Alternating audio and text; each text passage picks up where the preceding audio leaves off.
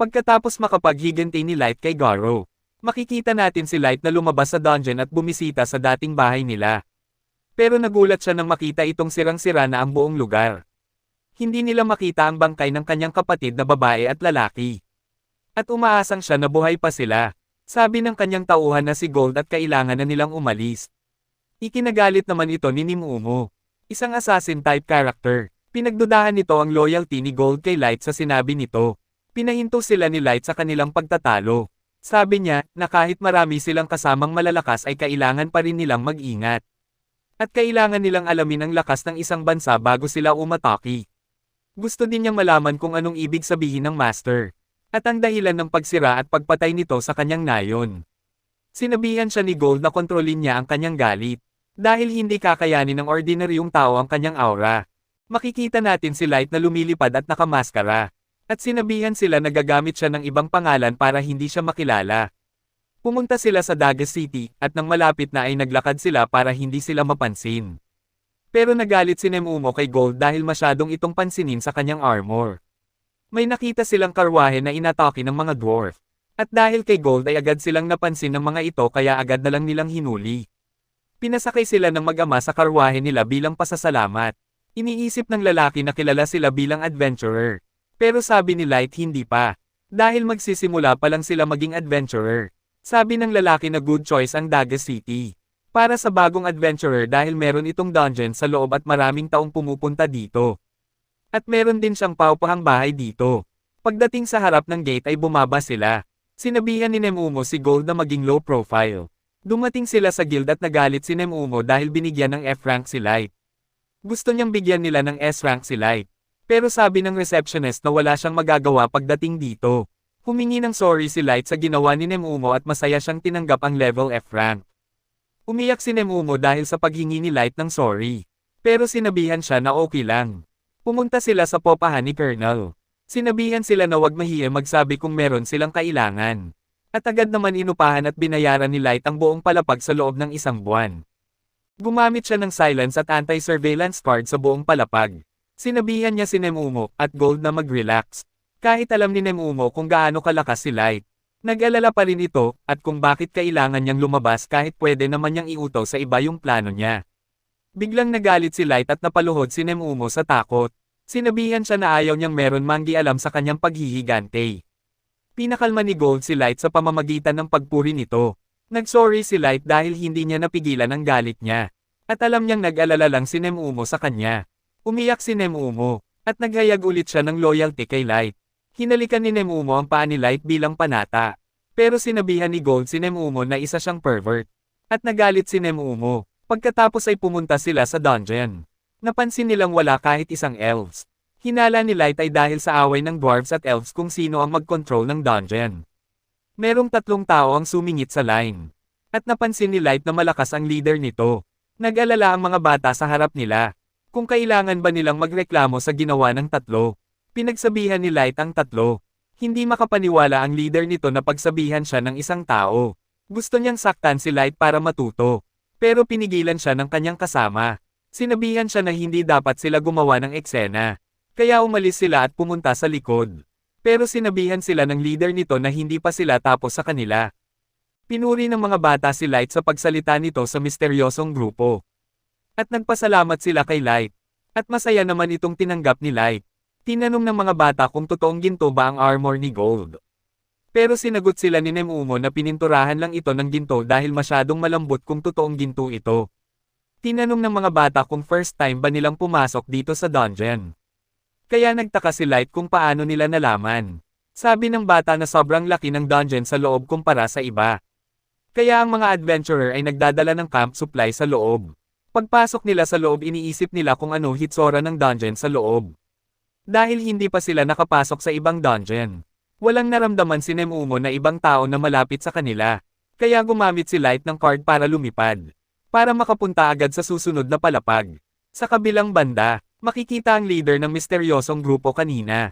At pinapatay ang mga halimaw na orcs. Sobrang galit ito dahil sa ginawa ni Lights kanina. Siya ang pinakabagong member ng grupo na tinatawag na White Knights. Ito ang pinakamalakas na army sa Elf Kingdom at meron siyang dugo ng master. Pinakalma siya ng kanyang kasama. At sinabihan na kailangan nilang pumunta sa tatlong palapag. Pakiramdam niya minamaliit siya, dahil sa kanyang level. At makikita na nasa level 1,500 ito. Iniisip niya na dapat mas malakas siya dahil dumadaloy sa kanyang dugo ng isang master. Kaya pinangako ng kasama niya na tutulungan siya gamit ang kanyang nalalaman. Pero planong patayin ng leader ang kanyang kasama kapag makuha na niya ang kanyang gusto. Matapos patayin nila ang mga trolls sa third floor. Inutos ni Light na kolektahin ang Magic Stone para meron silang patunay na nakarating sila sa third floor. Lumipad ulit sila palabas, at nakita ang grupo ng mga bata na nakipaglaban sa mga goblins. At natalo nila ang mga ito. Bigla naman dumating si Light sa likod nila. At makikita na napatay ni Light ang isang ahas na muntik ng atakihin ang mage nila. Kaya nagpasalamat ulit ang mga bata. Nakaramdam si Nemumo na merong parating na halimaw. At ito ay isang grupo ng wolf. Tumakbo ang mga bata sa takot. Pero dinaanan lang sila ng mga wolf. Kaya naisip nila na meron pang mas malakas na halimaw na parating. At ang lumabas ay isang higinting praying mantis. Sabi ng leader ng grupo ng mga bata na si Elio, na kailangan nilang tumakbo, dahil wala silang pag-asa sa halimaw na yan. Pero sabi ni Light na sila na ang bahala sa halimaw na yon. Nagsimulang umatake ang higinting praying mantis at nagpanik ang mga bata. Pero agad naman itong pinigilan ni Gold. At napigilan nito ang lahat ng mga atake. Nagkunwari si Gold na hindi niya ito kaya mag-isa. Kaya tinawag siya ni Nemumo na loser. Agad naglabas si Light ng fire arrow. Pero pinigilan lang ito ng halimaw at binalik sa kanila. Iniisip ni Elio na wala silang pag-asa. Kaya sinabihan niya ang kanyang kapatid na si Mia na gumamit ng spell para tulungan sila. Sabi ni Mia na napahanga siya sa ginawa ni Light. Dahil gumamit ito ng combat spell na walang incantation. Iniisip ng ibang bata na kailangan nilang tumulong. Pero pinigilan sila ni Gold at sinabihan na panoorin sila at matuto. Inatake siya sa likod ng halimaw. Pero napigilan niya ito gamit ang kalasag. At nawasak ang kamay ng halimaw. Sinabi niya na kailangan ng perfect timing para ang kalasag ay pwedeng pang counter-attack weapon. At ang perfect timing ng pag-atake ay yung unprepared ang kalaban. At pinutol niya ang paa ng halimaw. Sinabihan niya ang mga bata na pagdating sa laban. Kailangan mo ng creativity at skills para manalo. Na-realize ng mga bata na malakas pala si Gold. Naglabas ulit ng fire arrow si Light. Pero pinalihis lang ito ng halimaw, kinontrol ni Light ang kanyang fire arrow at binalik ulit at tinamaan ang halimaw sa likod nito. Sobrang napahanga si Mia dahil kaya ni Light mag-control ng tatlong flame arrow. At naputol nito ang ibang kamay ng halimaw. Agad na tumakbo ang halimaw palayo sa kanila. Naisip ni Light na matalino ang halimaw dahil sa pagtakas nito. Pero pinigilan ito ni Light sa pamamagitan ng firewall. Lalong napabilib si Mia dahil gumamit ulit si Light ng tactical combat spell na walang incantation. Dahil kahit mga elves ay nahihirapang gawin ito. Sinabihan ni Gold ang giant mantis na wala na itong pag-asang makatakas pa. Pero bigla itong lumipad. Pero agad namang tumalon si Nemumo at pinatay niya ito. Nahiwa ito ng pinong-pino at bumagsak. Sabi ni Gold na hindi na mapakinabangan pa ang parte ng giant mantis dahil sa ginawa ni Nemumo. Kaya nag-alala si Nemumo dahil sa ginawa niya. Napahanga ang grupo ng mga bata dahil natalo nila ng ganon kadali ang giant mantis. Humingi ng tawad si Nemumo kay Light sa ginawa niya sa giant mantis. At pinagbigyan siya ni Light.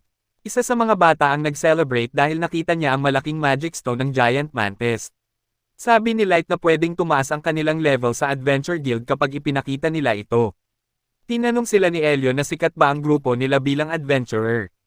At iniisip niya na baka sila ay isang S-rank adventurer. Pero sabi ni Light na sila ay isang F-rank team. Kaya nagulat at hindi makapaniwala ang mga bata dahil tinalo nila ang isang giant mantis. Naglabas ng water ball si Mia para makapaglinis sila ng kamay at damit. Nagpasalamat si Light sa kanya dahil tinulungan sila makapaglinis. Sabi ni Elio na utang nila ang kanilang buhay dahil nailigtas sila. Nakiusap si Elio na kung pwede ay sumama sila sa kanila sa pagcamp ngayong gabi. Dahil maraming gustong itanong si Mia tungkol sa magic. Habang kumakain sila, sabi ni Mia na hindi niya kayang gawin ang walang incantation magic.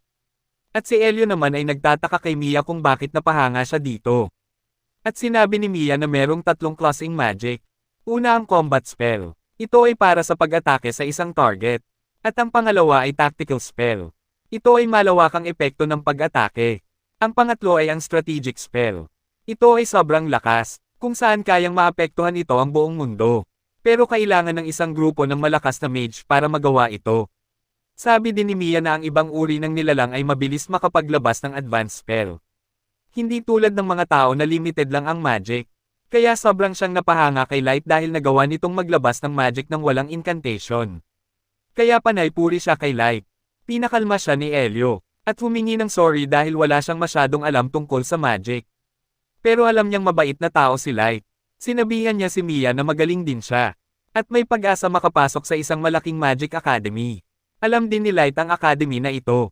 Ito ay nakatayo sa isang bansa na para sa lahat ng uri ng nilalang. Sabi ni Elio na ulila na sila ni Mia. At namatay ang kanilang magulang sa sakit. Kaya wala silang magulang na sasama sa kanila sa academy. Kaya bumuo sila ng grupo para makaipon ng pera para kay Mia. Kaya ang plano nila ay pumasok dito sa dungeon para makaipon ng pera para makapasok si Mia sa academy. Sabi din ng dalawa nilang kaibigan na parehas sila ng goal. Pero sinabihan sila ni Mia na huwag magpadalos-dalos baka mapahamak sila.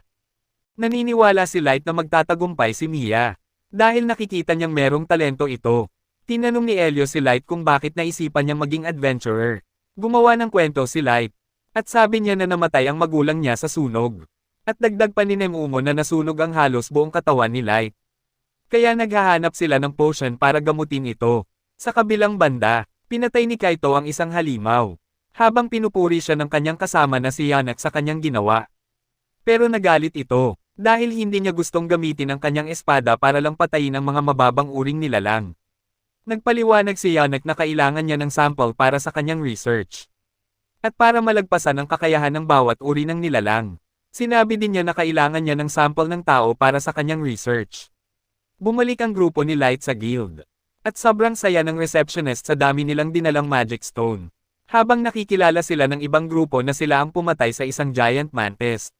Sinabihan ni Light ang receptionist na ipagpalit niya ang lahat ng magic stone. At sabi nito ay kailangan ng oras para mapalitan ito lahat at binigyan sila ng masarap na pagkain habang naghihintay. Pagkatapos ay naglakad sila sa bayan. At meron silang nakasalubong na adventurer.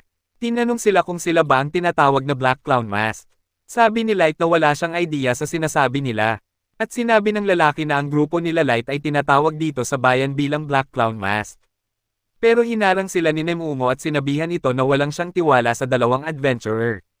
Kaya agad nagpakilala ang dalawa. At sinabi nito na hindi sila naghahanap ng gulo. Alam nila na ang grupo ni Light ay tumalo sa giant mantis at umabot sa 5 palapag. Kaya ang mga tao ay umaasa sa kanila.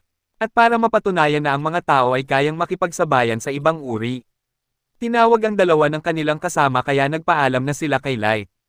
Habang naririnig ng ibang nilalang ang kanilang usapan.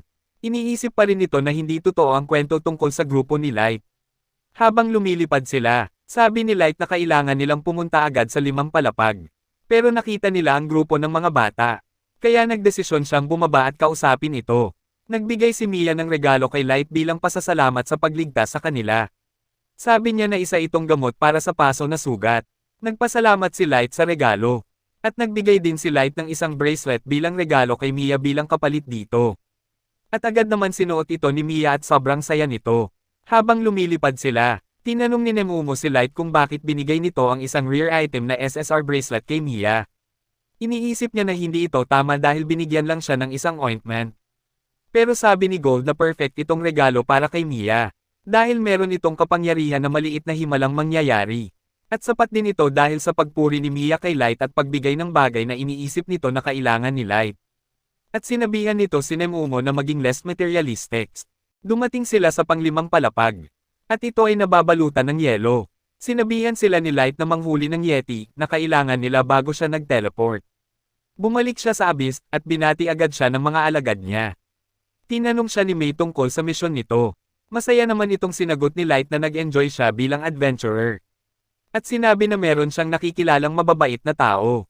Tinanong niya si Ili tungkol sa plano nila. At sabi ni Ili na halos handa na ito. Kaya pinuri siya ni Light sa ginawa nito. Tinanong din niya si May tungkol sa pag-manage dito sa abyss habang wala siya. At ang pag-utos kay Yuki para scout ang labas. Nagtanong naman si Nazuna kung anong gagawin niya. Alam ni Light na masyadong clumsy si Nazuna. Kaya sinabihan na lang niya ito na kailangan niyang protektahan ang lahat habang wala siya. Dahil hindi alam ni Light kung gaano kalakas ang kalaban na aatake habang wala siya. Sa kabilang banda, Makikita ang grupo ni Seville at Gilbert sa third floor. Pinag-usapan nila ang grupo ni Light.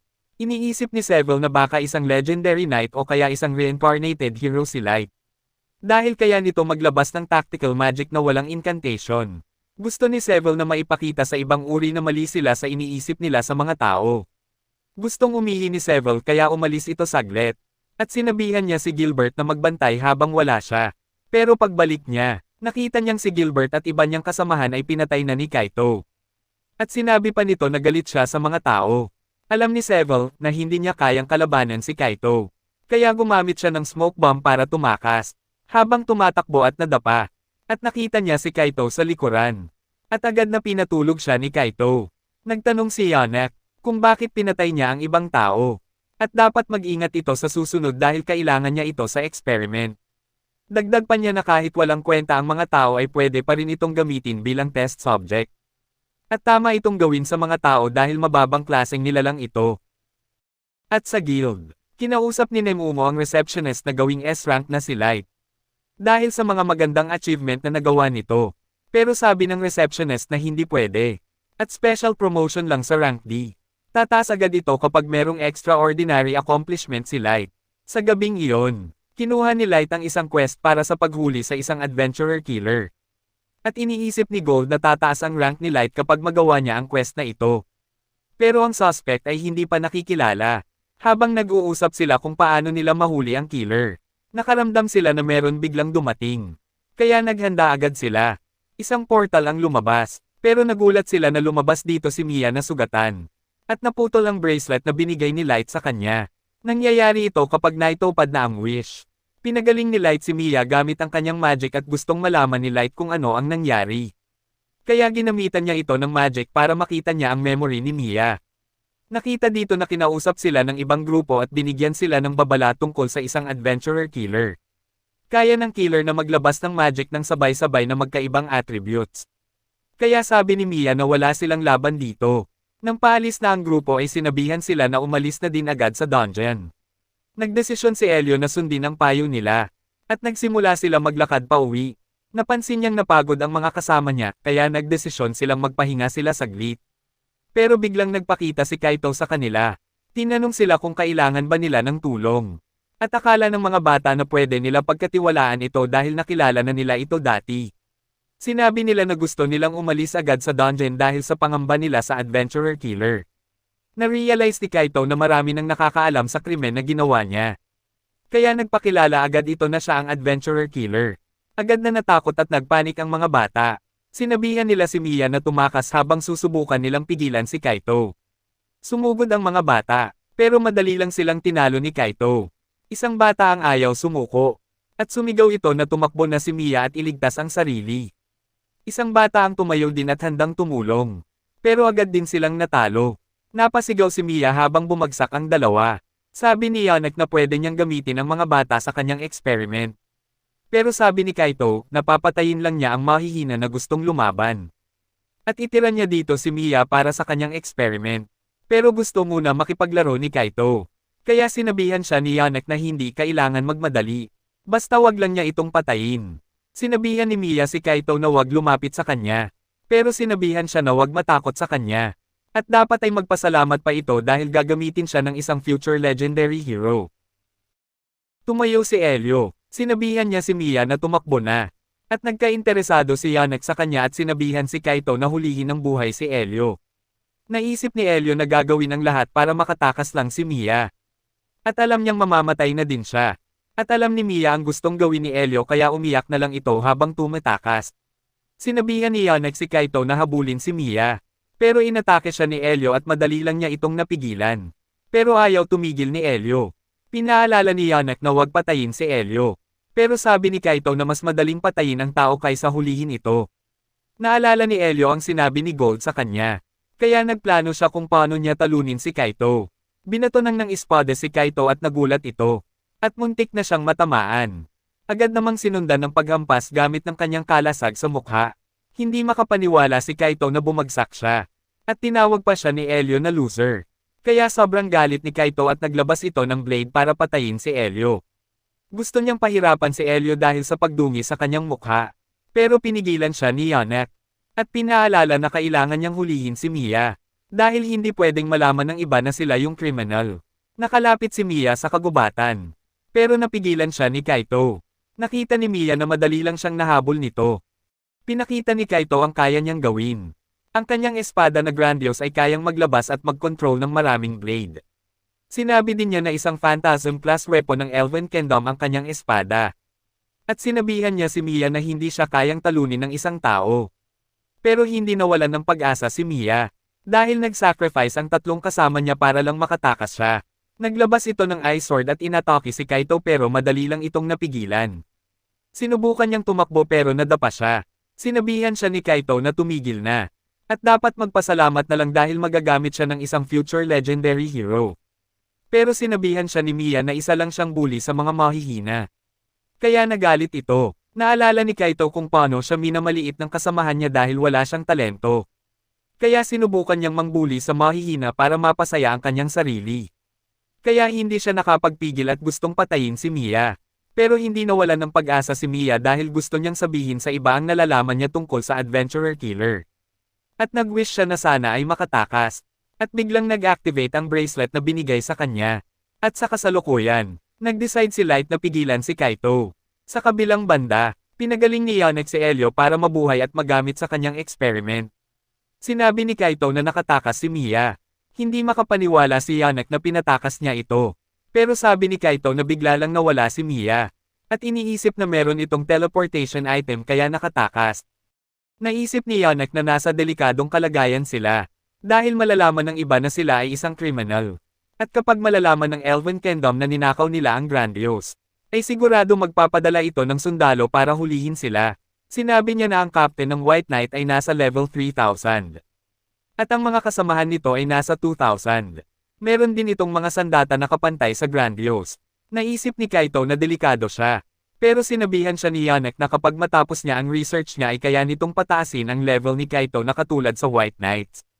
At nang paalis na sila ay biglang dumating si Light. Nagtaka si Kaito kung paano nakarating si Light. Nakita ni Light na ang dalawa sa mga bata ay patay na. At sabi ni Gold na si Elio ay buhay pa.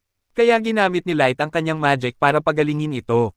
Gustong ipaghihigante sila ni Light dahil naging kaibigan niya ito at alam niyang mamabait sila. Sinubukang ikumbensi ni Yannick si Light na hindi nila pinatay ang mga bata. Pero sinabihan sila ni Light na alam na niya lahat dahil kay Mia. At hindi sila mag-alala dahil hindi pa niya ito sinabi sa guild. Tumawa ng malakas si Kaito. Iniisip niya na pwede pa siya makatakas sa krimen na ginawa niya kapag mapatay niya si Light. Pero pinaliwanag ni Light na hindi niya sinabi sa guild dahil gusto niya na siya mismo ang magparusa sa kanila. At gusto niyang magduso muna sila bago niya ito patayin. Sinabihan ni Light si Nemumo at Gold na huwag mangialam sa laban nila. Naglakad palapit si Light kay Kaito habang minamaliit ni Kaito si Light dahil isa lang itong tao. Umatake si Kaito, pero madali lang itong napigilan si Light. At tinanong kung yan lang ba kaya niya. Lalong nagalit si Kaito, at hinahampas niya ang kanyang espada si Light. Pero madali lang itong napigilan ni Light ang lahat ng atake. Hindi makapaniwala si Yannick sa nakita niya. Dahil nahihirapan si Kaito laban sa isang tao. Hinampis niya ng buong lakas, pero sinanggal lang ito ni Light at sinuntok siya sa sikmura. At sinabihan si Kaito na galingan pa niya kung gusto niyang mabuhay. Ginamit ni Kaito ang Grandiose para maglabas ng Elemental Blade. At inatake si Light. Agad namang iniwasan ni Light ang mga atake. Sinubukang umatake si Kaito sa likod pero napigilan din ito ni Light.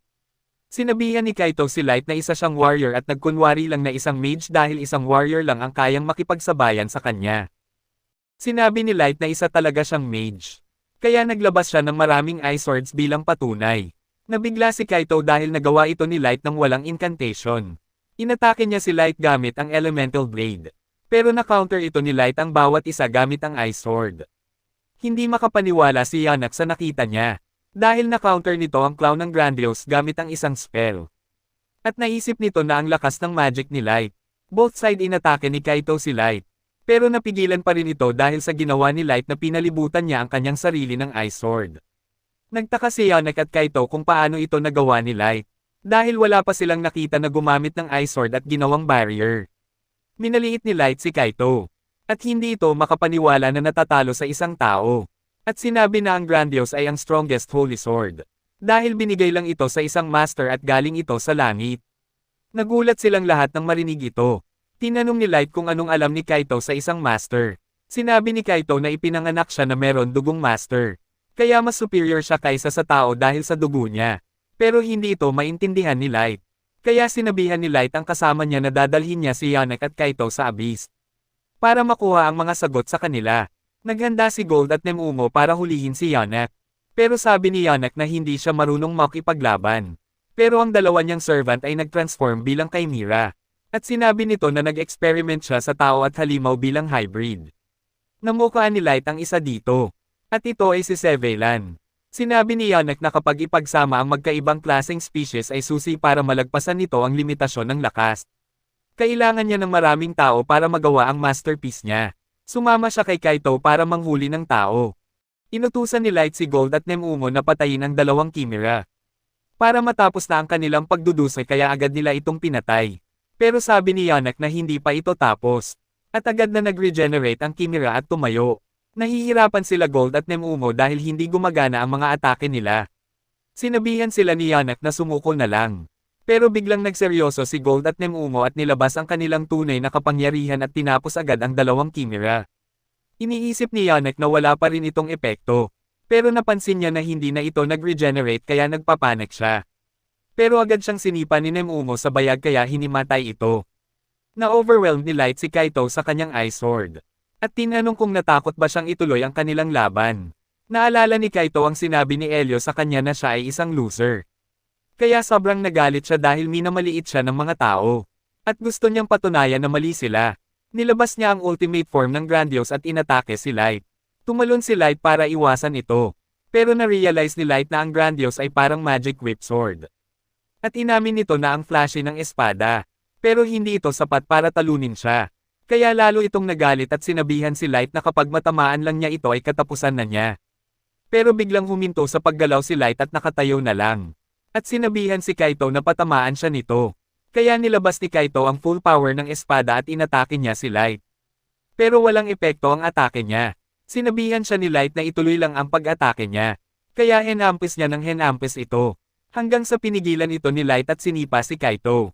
At sinabihan na hindi siya papatayin dahil marami pa siyang itatanong sa kanya. Nagmakaawa si Kaito sa kanya pero sinabihan niya na nakakaawa siya at hindi niya deserve na tawaging hero. Dahil ang tunay na hero ay hindi marunong sumuko. Binigyan pa niya ng isang pagkakataon si Kaito na patunayan nito ang sarili. At pinangako na papakawalan siya kapag magalusan siya nito. Pero nagpanik ito at agad na tumakbo. Naglabas ng solar ray si Light at tinamaan ang paa ni Kaito. Habang sumisigaw ito sa sakit, sinabihan niya na tama nga ang sinabi ni Mia na hindi siya ang tunay na hero. Nag-decide si Light na ilibing ang dalawang bata sa abyss dahil maraming halimaw na nakatira sa dungeon. Nagtanong si Kaito kung ano mangyayari sa kanila, at sinabihan siya ni Light na isasama sila sa abyss. Ginamit niya ang teleportation spell para dalhin silang lahat. At pagdating nila sa abyss, sinabihan ni Light na nasa pinakailaliman sila ng abyss. Kaya nagtaka si Kaito bakit dinala sila dito. Sinabihan sila ni Nemumo na dito nakatira si Light. Nagtaka si Kaito kung bakit dito sila nakatira sa pinakadelikadong dungeon sa lahat. Tinadyakan siya ni Nemumo at sinabihan na tumigil na sa pagsasalita. Dumating ang mga babae at tinanong ang tungkol kay Yannick at Kaito. Sinabi ni Light na isa silang criminal na nag-e-experiment ng mga tao. Pero dinala niya ito dahil meron itong nalalaman tungkol sa master na hinahanap nila. Kaya agad naging interesado ang mga babae para i-interrogate ang dalawa. Sinabihan ni Light ang mga babae na wag nilang patayin hanggat hindi nila masagot ang mga tanong nila. Sinabihan din niya si Nemumo na tulungan siyang ilibing ang dalawang bata. Nagmakaawa ulit ang dalawa, pero sinabihan sila ni Light na pinapahirapan nila ang mga biktima nila kaya hindi sila pwedeng kaawaan sa ginawa nila. Pagkagising ni Mia sa hotel ay agad siyang kinausap ni Light. At sinabihan na nakasalubong niya ang grupo nila sa dungeon habang hinahanap ang adventurer killer. Tinanong ni Mia kung ano nangyari sa kasamahan niya. Sinabi ni Light na hindi na nila naabutan ng buhay ang dalawang bata. At si Elio lang ang naabutan nilang buhay. Sinabi din niya na hindi nila madala ang bangkay ng dalawa. Pero kumuha siya ng buhok nito bilang alala sa kanila. At umiyak si Mia at nagpasalamat sa lahat ng ginawa ni Light para sa kanila. Kinabukasan ay pumunta si Light sa guild. Sinabihan siya ng receptionist na na-promote siya sa C-class. Sinabihan niyang hindi niya nahuli ang killer. Pero sinabi ng receptionist na okay lang. Dahil sa pagbigay niya ng information tungkol sa killer at sa pagligtas sa dalawang bata. Sa gabing iyon, nagpaalam si Elio at Mia kay Light na sila ay aalis na. At tinanong ni Light kung anong plano ng dalawa. Sinabi nila na hihinto na sila bilang isang adventurer at babalik sa hometown nila. Sinabi ni Light na maghahanap ba sila ng ibang kasama para magbuo ulit ng grupo bilang adventurer. Pero sabi ni Mia na hindi nila kayang palitan ang dalawa nilang kasama na namatay. At sinabi ni Elio na kailangan nilang iuwi ang alaala ng dalawa sa bayan nila. Sinabi din ni Mia na ihinto na niya ang plano niyang mag-aral ng magic sa academy. At mas gustuhin na lang niya na mag-aral sa sarili. Pinangako niya kay Light na gagawin niya ang lahat para maging mahusay na mage. Pag-alis ng dalawang bata. Umaasa si Light na makikita niya ulit sila at dadalhin niya ito sa libingan ng dalawang bata na kaibigan nila at sabihin ang totoo. Sinabihan ni Light si Nemumo at Gold na bantayan ang portal habang nag-teleport siya pabalik sa Abyss. Pinakita ni May ang resulta ng kanilang investigation. Sinabi ni Ili na ginamitan niya ng forbidden magic para makita ang nasa isip ng dalawang criminal. Sinabi niya na dahil merong dumadaloy na dugo ng Master kay Kaito kaya mabilis itong mag-level up. Sinabi ni May na kapag hindi nabantayan ang tungkol sa Master ay sinasabing katapusan na ng mundo. Nagtataka si Light kung ito ba ay totoo. Sabi ni Ili na nalaman niya ito dahil sa usapan ni Kaito sa leader ng White Knights. Kaya gusto i-monitor ni Light ang leader ng White Knights. Pinakita ni Ili ang sitwasyon ng dalawa. At nag-decide si Light na patayin na sila. Kaya naglabas siya ng card at sinamon ng mga halimaw at kinain ang dalawa. Tinanong ni Light si Ili tungkol sa bagong revenge plan nila. Sinabi nito na nakahanda na ang plano laban kay Shasha. At ito ang pagkakataon na mahuli nila ang White Knights. At dahil sa merong relasyon si Shasha sa vice captain ng White Knight ay pwede nila itong gawing hostage. Sinabihan sila ni Light na simulan na ang kanilang plano. At ito ang part 2 ng ating kwento at please like at subscribe para sa part 3. Maraming salamat.